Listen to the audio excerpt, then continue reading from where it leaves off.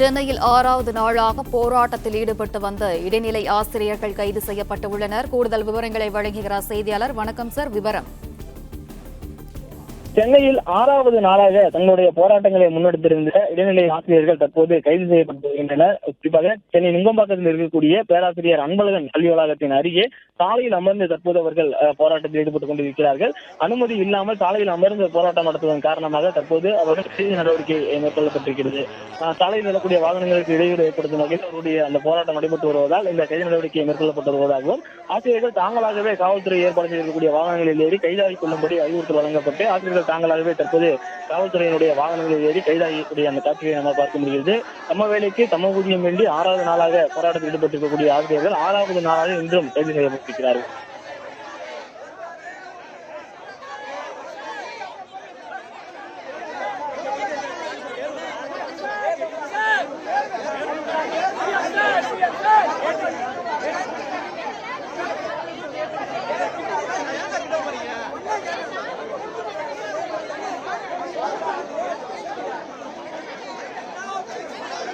விவரங்களுக்கு நன்றி பாண்டியராஜன்.